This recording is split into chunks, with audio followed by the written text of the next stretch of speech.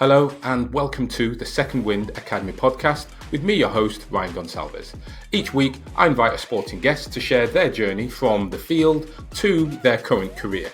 And the beautiful thing is we can all learn from their stories of career transition. Today's guest, Skye Eddy, is a former professional football player or soccer player who played in the US and in Italy. We're going to discuss how she transitioned from that to becoming the founder of Soccer Parenting. Now, one of the bits you'll realize as I go through this conversation is I got really fascinated as a parent and as a former coach on the field. It was really interesting to understand the dynamics that she has explored and the type of program that she is now rolling out to support parents and coaches alike.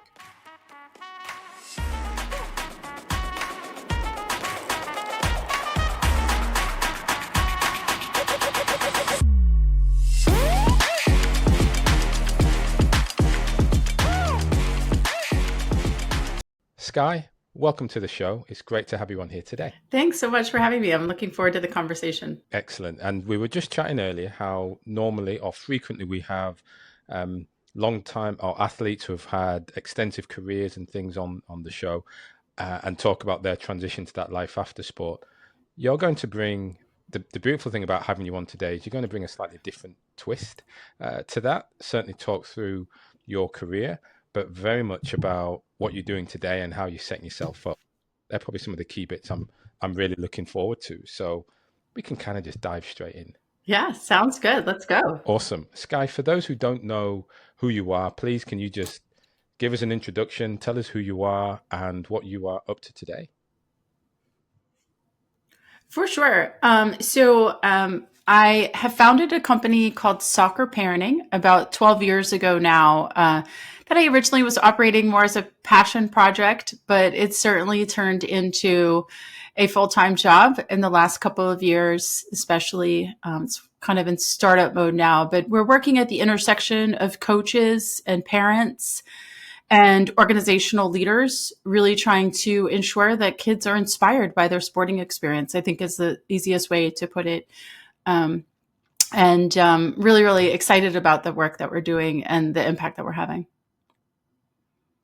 That's great. Well, actually on that, how do you describe the impact that you're having? Yeah, you'd think with a company named Soccer Parenting that the majority of my work, Ryan, is with soccer parents, football parents. And of course, that's a lot of the work that we do, but there's a lot of important impact that we're having with coaches as well. So I spend a lot of my time doing coach education around topics related to parents, whether that be parent engagement, or emotional intelligence in coaching, helping coaches kind of work through any stressors that they have that are holding them back from having great interactions with the players that they're working with. So the impact is with coaches. And then the feedback that we get from parents consistently is so important. Just, helping them have better relationships with their children is probably the easiest way to put it. But also, there's a lot of stress that's inherently built into our youth sports structures globally right now, and giving parents an opportunity to navigate that stress with a little bit more ease and support and thoughtful guidance, I know is making an impact ultimately in kids staying involved in sport. That's great. It is quite fascinating, I suppose, and me as a parent, certainly, and someone who's been through sport, I suppose it's never really something I've focused on and thought that there was a need to have someone to focus in this area. Whereas as I listen to you, I think, yeah, that's a good thing. That's a good way to, that's a good piece to do. What inspired you to start that program? Yeah, well, we'll get into my playing career, but, as a former professional player and as an active coach, I have my B license from US Soccer. So, I've worked my way through the coaching pathways. I've coached at all levels of the game from, recreational level kids with my children when they were little up until our national team programs. And so I have a big coaching background as well. And, I consider myself a really good parent. I felt like I was showing up for my kids well. We had a really good family structure.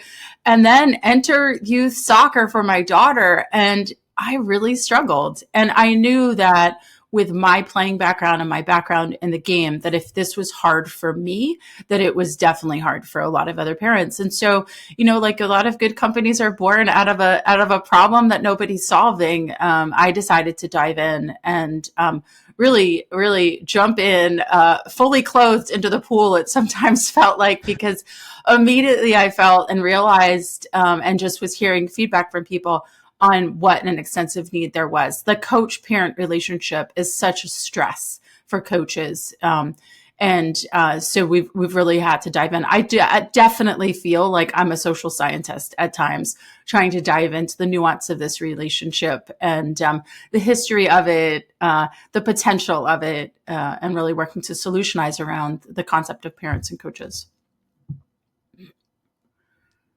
Yeah, you've really got me thinking. And so I'm involved in my club, and like 2,000 players, 2,500 players at the club. So it's sizable. There's an army of volunteers, parent volunteers who are involved. There are some teams run by parents, some teams run by paid coaches who go, again, like you say, with the various licenses.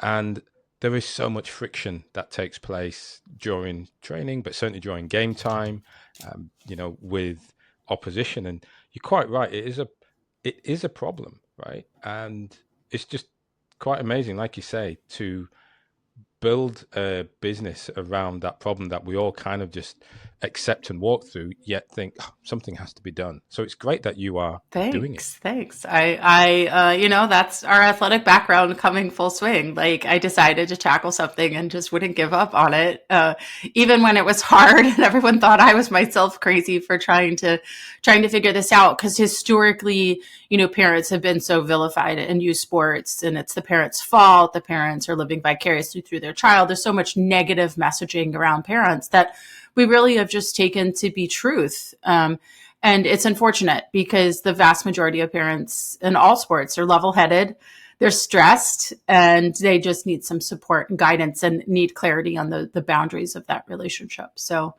we're trying to make it happen. Yeah. Mm-hmm. Brilliant. Well, we'll probably come back a bit more to how you have set that up and how you're moving forward, and look at some of the skills that you bring to that. So let's then take it back and look a bit of your history then, or your background. To what extent was, well, I guess sport, but soccer in particular, important to you as you grew up? Yeah, so I grew up in the game, meaning I started playing soccer when I was very young. I'm older. I'm happy to say that I'm 52. So when I was growing up, soccer was a new sport in the United States, but thankfully, with a law called Title IX, that is a federal law that required schools give equal access to boys and girls. I had access to sport. The community where I grew up in was very sporty in general. It was a very recreational-led community with fields and pools everywhere. And so soccer was something that I started playing probably when I was 5. My older brother played, and it was something that I just gravitated to immediately, and always felt a deep connection with. And I'm a goalkeeper in soccer, and I was always a goalkeeper. My brother's goalkeeper on his team, Kenrick Kessler, was like somebody that I totally looked up to and wanted to emulate. So from the beginning, but I also played a lot of other sports. I was a gymnast and participated pretty competitively up until middle school. And then I was a track athlete through high school, and thought quite a bit about running in college, but ultimately decided to just focus on soccer as I transitioned into college. Mm-hmm. And so as you grew up, like you say, I love how you said you're old, and I guess everything is relative. We're probably a lot. But when you then think about aspirations as a young girl getting into soccer, where did you think it could go? What did you dream to become through soccer? Ryan, that's such a good question because you have to understand there was no professional soccer in the world at this point. Like the idea of being a professional athlete didn't even exist. And so there really wasn't a conceptualization for that idea for me as a young athlete. I knew that I was a really gifted athlete. I always really identified as an athlete.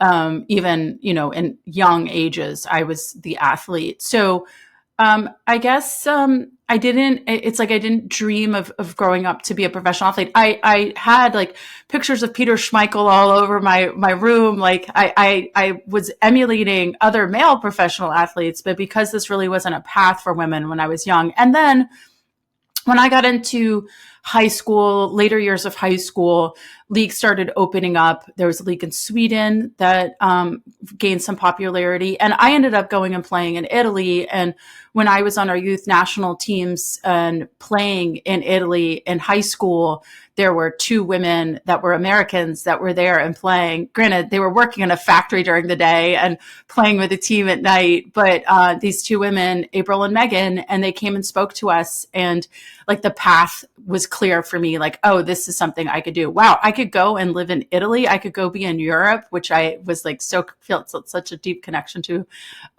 and continue this. And so I think that's probably having Megan and April come and speak to the regional team when we were there, excuse me, really made a big difference.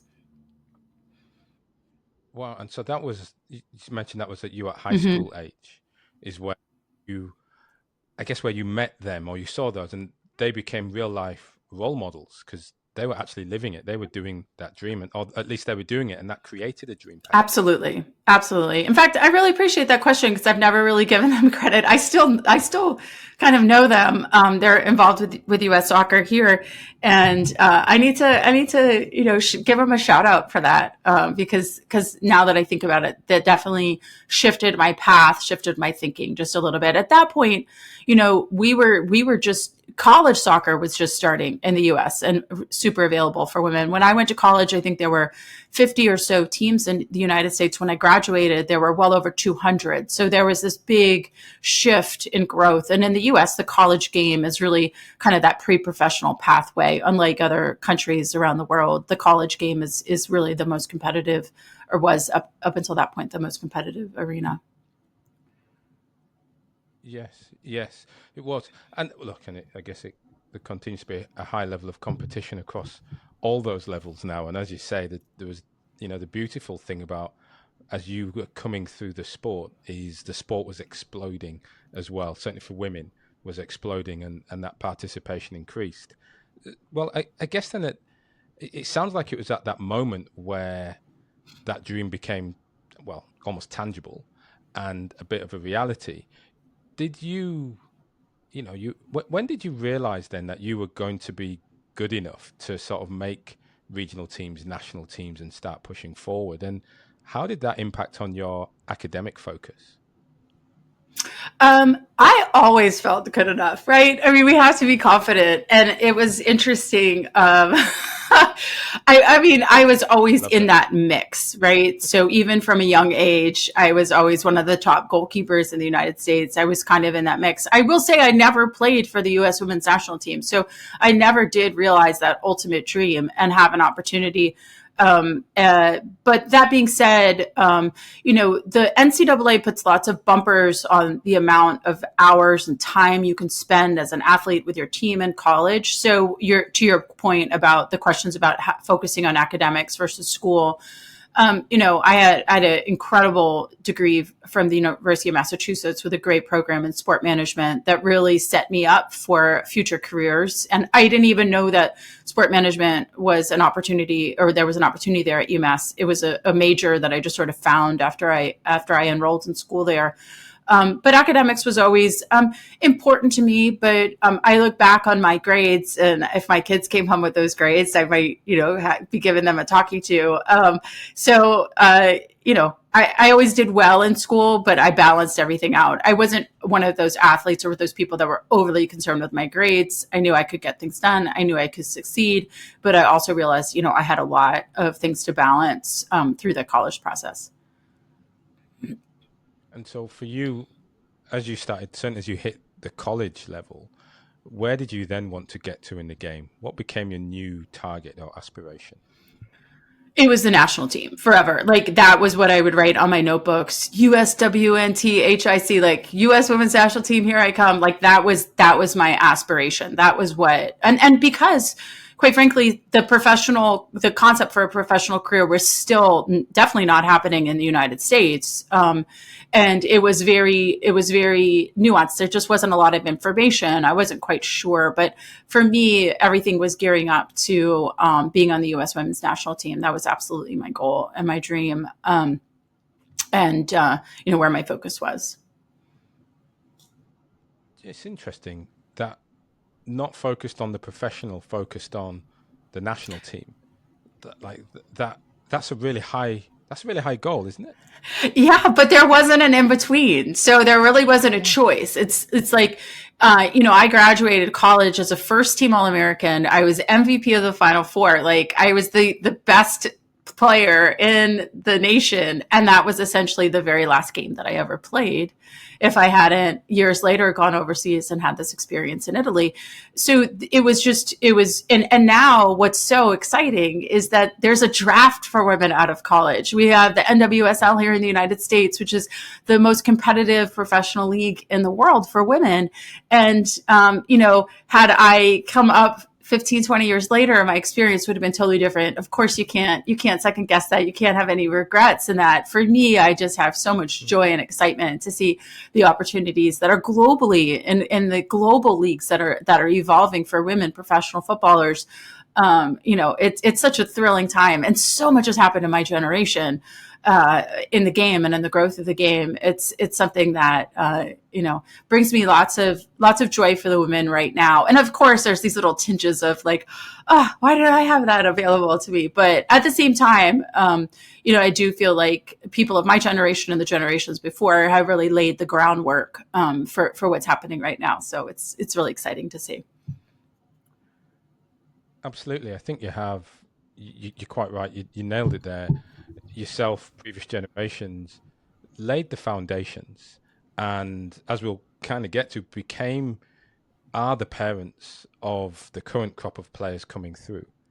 And what I recognize in that is the passion you had for the game is then, I can't even think of the word bestowed, but that seems way too elegant a word, but it's just passed on to, it has just been passed on to your children. It's like, hey, we're watching the game. The kids will watch the game. They'll get involved. They'll be able to talk about it. And that sporting knowledge, that soccer knowledge just flows through. So it's vitally important. It has to start there. Yeah, for sure. I'm curious then about you in that last game that you mentioned at college. And here you talk about, well, I guess going into that game, being one of the being the top ranked player in the US at that moment and thinking this is your last game.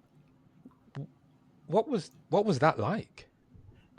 Well, at that point, I had aspirations to play professionally. Like the league in Sweden was pretty clear and coming around. There was a great league in Japan, the J League.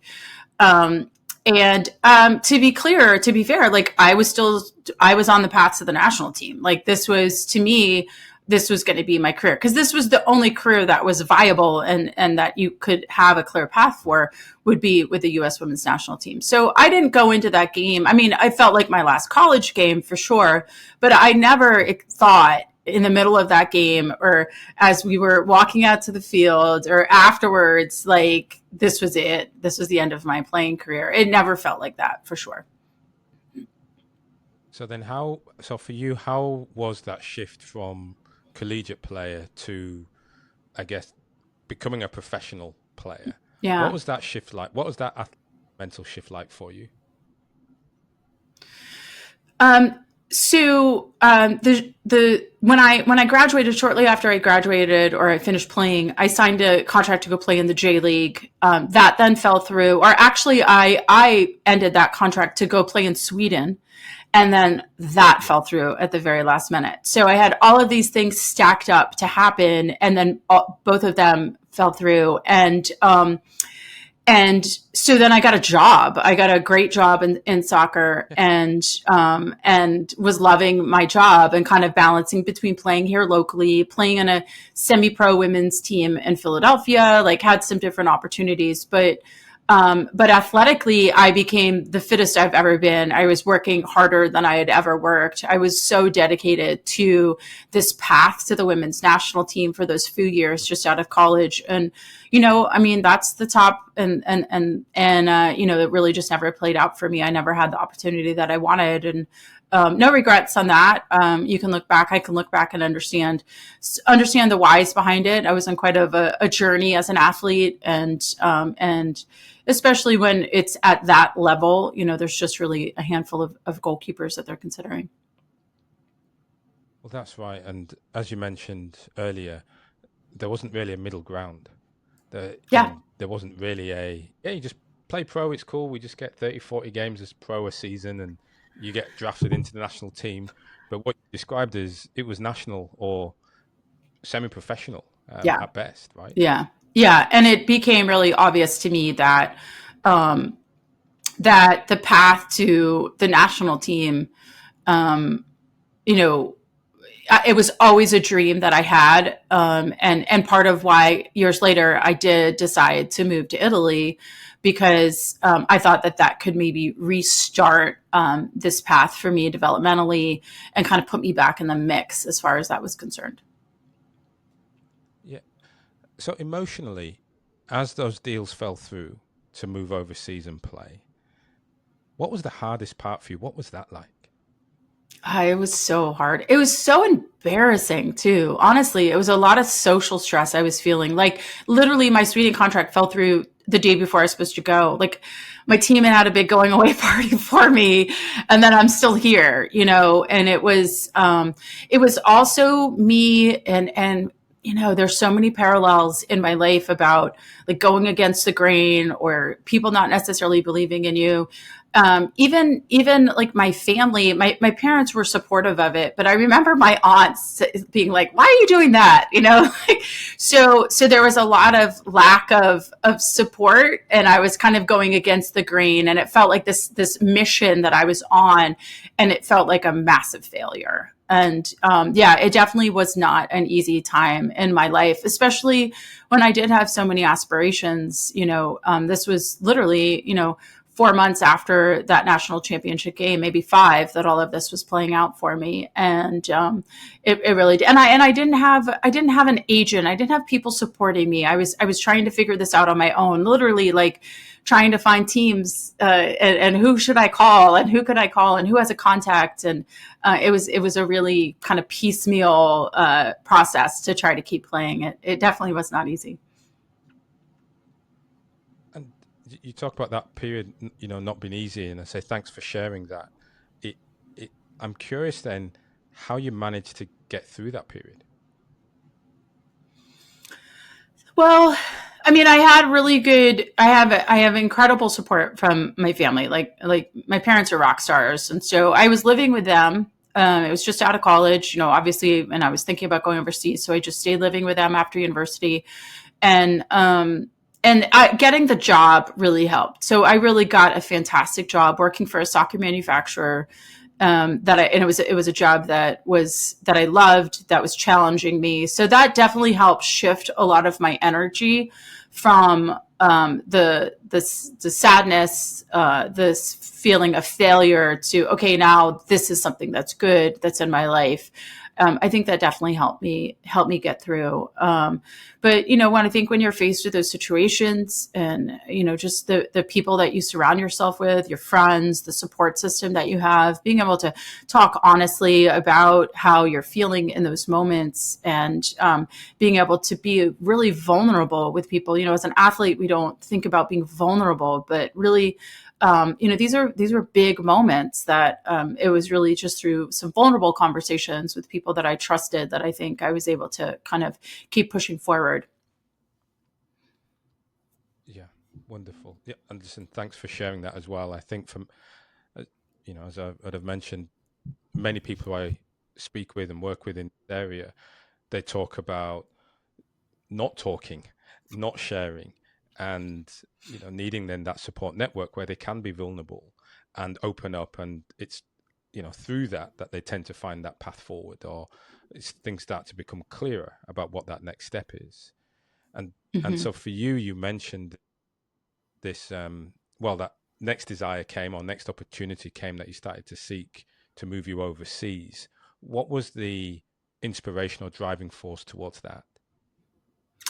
It was really two things. Like, if I look back on it, it was my last ditch effort to put myself back in the mix with the national team. So I knew that I needed to do something special to get the attention and also to get the experiences. Like playing, I was doing a lot of coaching at that point, that's just not going to cut it. And I knew that I needed games. Like, I'm a goalkeeper, and I can train. People can shoot at me all day long and I can make incredible saves, but I knew that I needed the in-game experience of decision-making in real time in order to get back into the mix. And so, that was really a sort of a driving focus for me, as I move forward. I don't remember your question, though. I'm sorry. I got sidetracked on that. I think there might have been more to answer there. No. You answered the question, because I wanted to know what inspired you to move. And you opened up with it. Oh, yeah. That pitch, it was the moment, and you needed game time. Yeah. Which, I think often we often forget that we love playing the game. Yeah. So we better play it. That's what becomes important. Good players play. Also, that opportunity was afforded to me through my job. So my job was, I was working for Lanzera, and they did a lot of manufacturing in Italy. And just quite randomly, so I had this Italian connection through my job. And then my goalkeeper coach out of college was a wine distributor in Northeast Italy. He was Italian himself. And he met one of the owner of a winery who sponsored the team that I ultimately went and played for. So I don't know, I wasn't like actively hard looking for an opportunity, but it just sort of appeared to me with all of these connections to Italy. And then my previous experience playing in Italy, where I just loved the country and the people, and I felt very compelled to go and experience Italy more. So really, those two things is what kind of compelled me to move forward with that experience. It's just my desire to have adventure and to put myself back in the mix with the U.S. I love that, Skye. I love that. That's super fascinating. How the job that you had to fall back onto actually led to that opportunity, and that came around through these chance meetings. Absolutely love that story. I'm quoting that I'm going to quote that tomorrow as I'm speaking to a group of individuals. I'm definitely going to be using that. I think that's fantastic. But still, how did you get? I think that's brave for you to then get on a plane, travel across the world, to go and do that. Where did that bravery come from? I have this, what I see now, you go through life and you start seeing patterns in yourself, or you start seeing like things that are important to you, or like traveling and being, adventuring is in my DNA. Like there's just something about travel that I just love, and experiencing the world. The work that I'm doing now with soccer parenting, when somebody asks me, like, on a big picture, what are you trying to do? And I say, I am trying to bring the world together through football.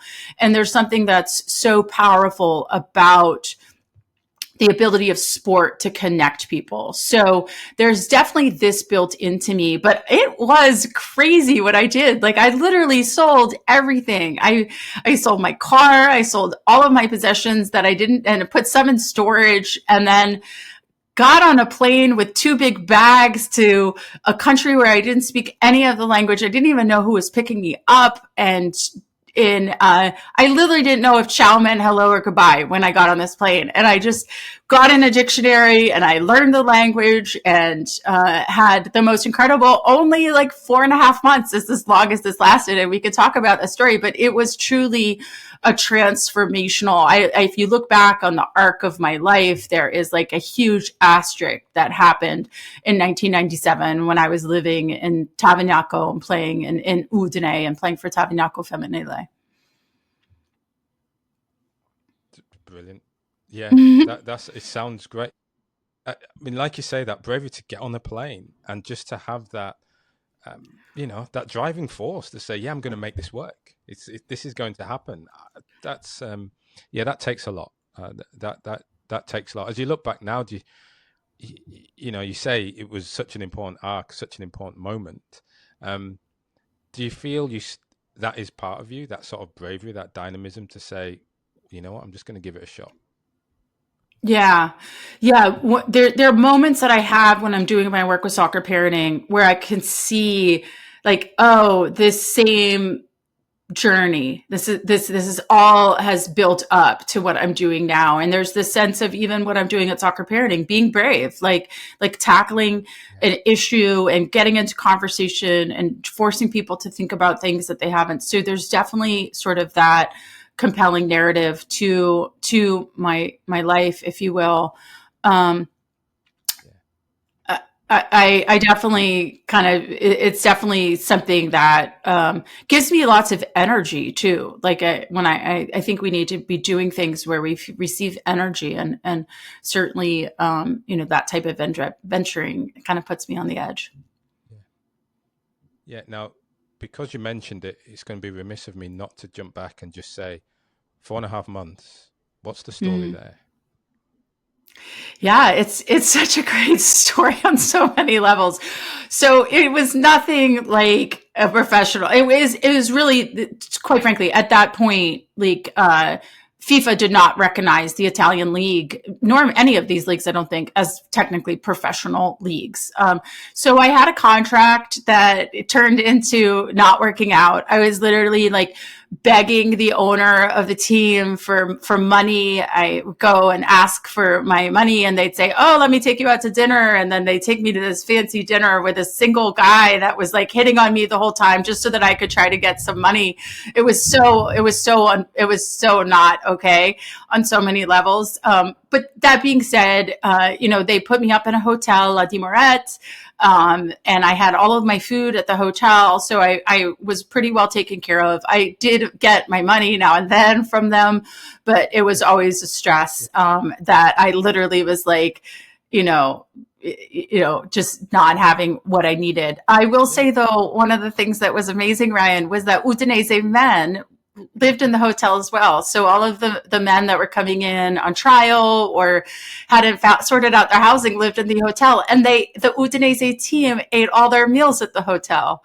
And so I found myself right in the middle of Serie A men's football. And for whatever reason, these men took me under their wing, would buy me gear. The goalkeeper, Max, would use his Ulsport contract to get me all the gear that I needed. They would take me out all the time. So I could write a book. If I had taken more notes, it would be an incredible book, because again, this is in 1997. This is a while ago. And this is pre-internet. I didn't have a cell phone. I didn't have any way of communicating. It was AOL dial-up internet at this point. So I was very, very isolated and ultimately became quite homesick and quite lonely.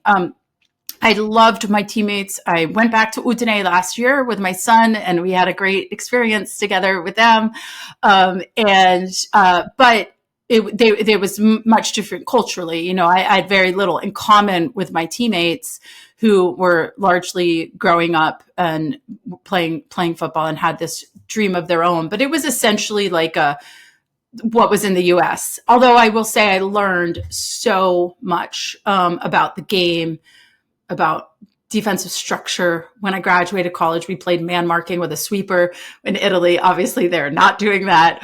It was a really big learning moment. But my training, the real reason is that my training was all individual technical stuff, and I wasn't getting the game. It was the same thing that I was experiencing in the US. I needed games. I needed to just play small-sided games literally every day, and I needed a different training environment. So ultimately, everything sort of stacked on top of each other, and I had an opportunity to go home. They actually they transferred me to a team in Germany, and I ultimately decided to come home and pursue a college coaching career. Right. Okay. And I suppose that journey home was To what extent was that a moment or sort of this key moment for you to say, hey, where's the dream Yeah. going? What was going through your mind on that journey home? It was so hard. I was, like I said, I had become pretty homesick and isolated.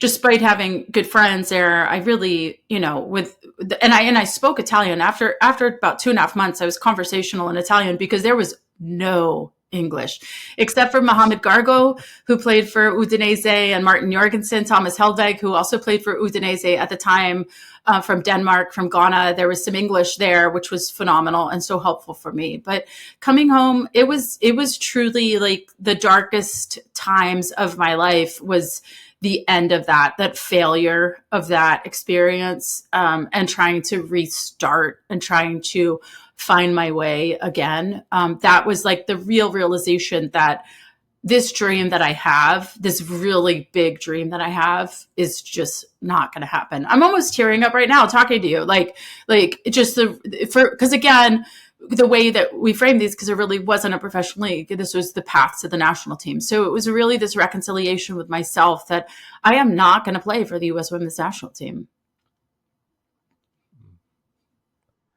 That's a tough realization to have. Yeah. Right. Especially when it's been part of you for so long. I mean, getting on planes, traveling overseas, dealing with that situation, which I guess was good in the end, but the uncomfortable situations that you find yourself in Italy, all for that reason. But getting on that plane, coming home is, to an extent, an acceptance of, okay, time to do something else. Yeah.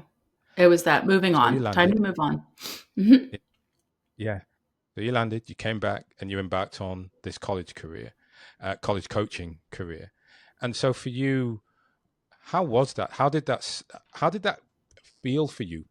I know for myself, as I coach, it's a different type of feeling to when I'm playing. For you, coming so soon off the plane, what was that first season like for you? Yeah. So, I can look back on my life now and I can say all of this, I really believe like this, all of this was just a stepping stone to the work that I'm doing right now. So the work that I'm doing right now is exactly what I was intended to do.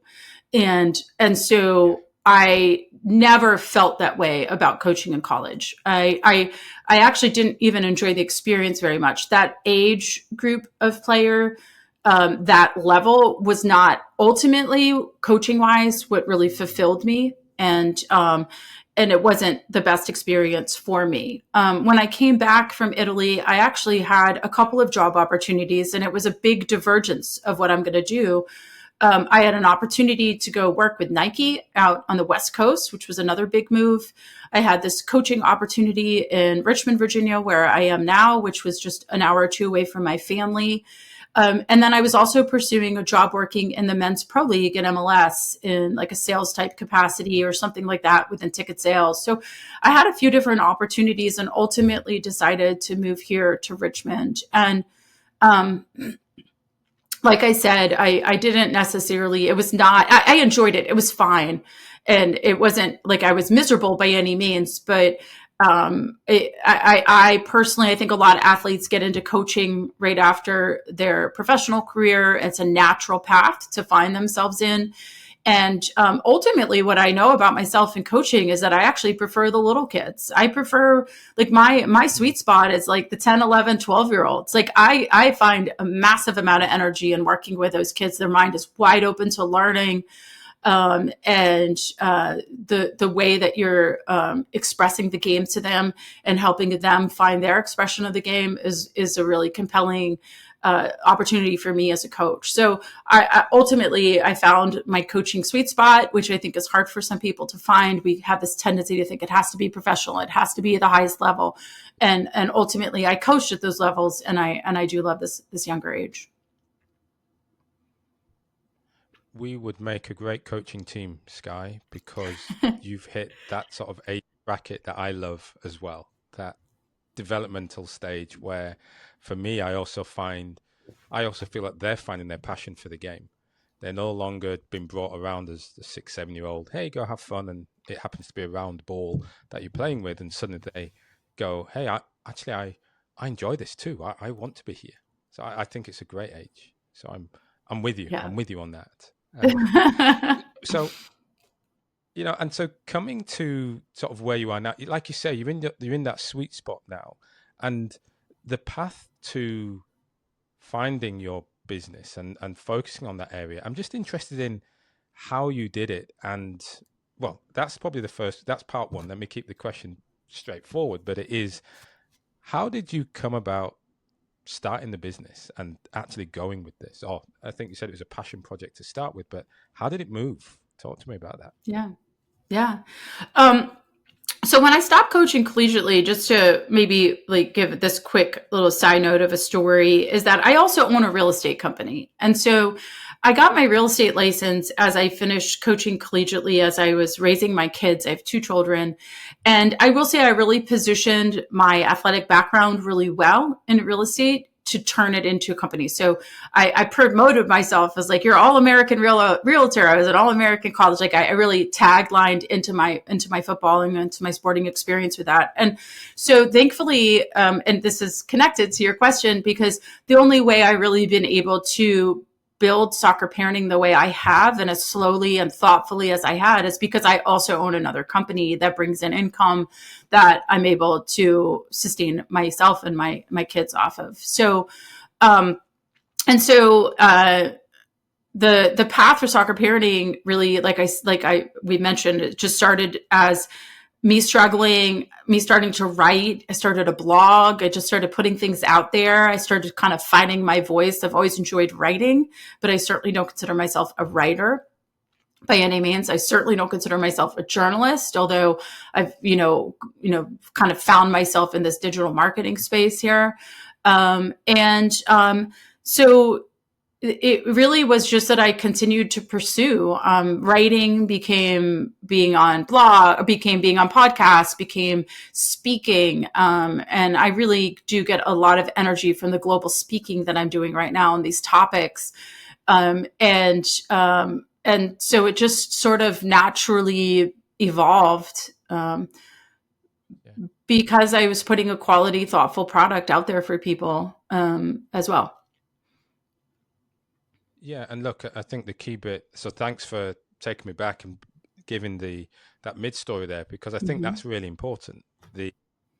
What you did by setting up a business that built off your collegiate brand and positioned it into real estate, and through using that, it kept you true to who you are, but then it also built the space for you to, one, raise a family, but 2, have a passion project as well that was solving a real problem that you were living as well, sort of living and breathing. Absolutely. And the story of soccer parenting is essentially the story of my children and the game, and the evolution of the brand, the evolution of the education, the evolution of the work that we're doing at Soccer Parenting has absolutely been the evolution of my children's pathway in football.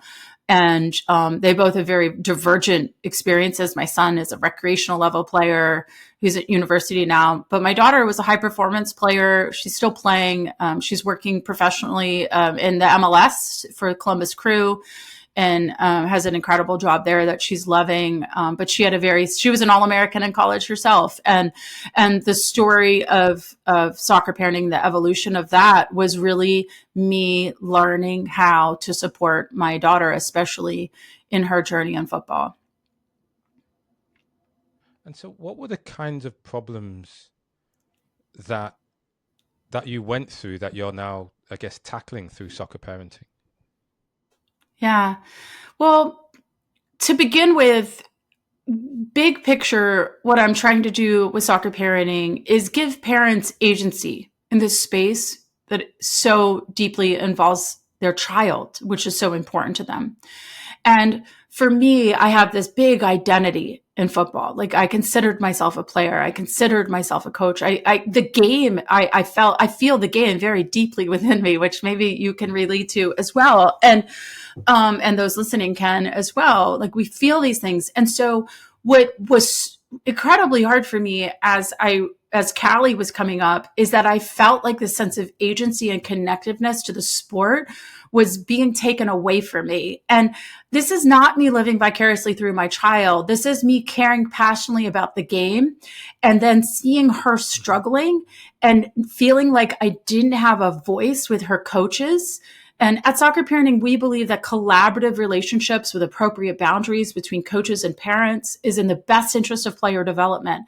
And I knew that it would be in Callie's best interest for me to have a collaborative relationship with her coach who had such influence in her life. And that wasn't afforded to me. And I just was really struck in that moment. So that was a really big changing point for me, in terms of the work that we're doing and the why behind starting Soccer Parenting. And I also was struggling to show up for my daughter, who she's been on my platform a number of times. She's happy for me to share stories about her. She and I have a very different mentality. She's a lot more anxious. She's a lot more stressed about things. She was really kind of focused on the external pressures that she was feeling, whether that be from me and not intending to be or not. I have no idea. But I had to work through that. And I knew that I needed help in order to keep her passionate about the game, because the way that I was showing up for her was not helping her, but I didn't really understand her because she was not like me. And so I had to seek guidance and support. And that was a lot of the story of this journey as well. Yeah, that's so good. And thanks for sharing that as well. And, again, thanks for your daughter for being comfortable with that being shared, because yeah, sure. Wonderful. But as I listen to you, I can think of how I show up on the sidelines to my boy, I have 3 sons, and to their various sports. And, like you say, that lack of providing agency. And, these are things that I've certainly had to battle with, especially when they're in sports when they're not in football, when they're not in soccer. Because where it's in soccer, I have this natural sort of intrinsic, yep, I know what's going on. And I kind of know what the coach is thinking. That's cool. But when it's in different sports, I feel this real desire to be there and cheer, but then feel this disconnect because, like, well, I don't understand. Can I go and talk to them? How do I approach them? What am I supposed to do here? That type of thing. So, again, wonderful. Love that concept, the platform that you're building. That's great. Yeah. Yeah. And then what happens if you don't trust your child's football coach and you have that background? Like, where do you put that stress if that coach isn't necessarily showing up like they need to support the players on the team? How do you manage that as a parent? And that's a challenge too, that we've had to navigate and that parents globally are navigating. And so really what we're doing at Soccer Parenting is just improving everyone. Let's give coaches the capacity, the motivation to show up for our children like they deserve, and let's resource coaches and applaud them and highlight the great qualities that many coaches have. And at the same time, let's resource parents as well. And let's all of us just improve the way we're showing up for children so that more kids can stay involved in sport, can find a passion for sport that, they're not going to necessarily be a professional player, but that this sport can impact them for their life and they can learn similar lessons that we know sport so uniquely affords children. Yeah, thanks, Skye. I think that's insightful, very insightful. I do love that. But look, before I can chat to you for ages on this. I can feel that. And I've got way more questions. I'll be in Australia later this year. We'll have to chat in person. Absolutely done. That's a date. So, well, I guess coming towards the end, I suppose I'm thinking.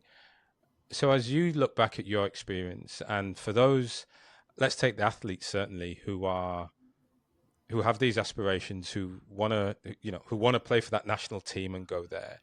What sort of guidance do you give, or would you give, based on your experience, for them to set themselves up to, I guess, transition better and avoid those dark periods that we often go through?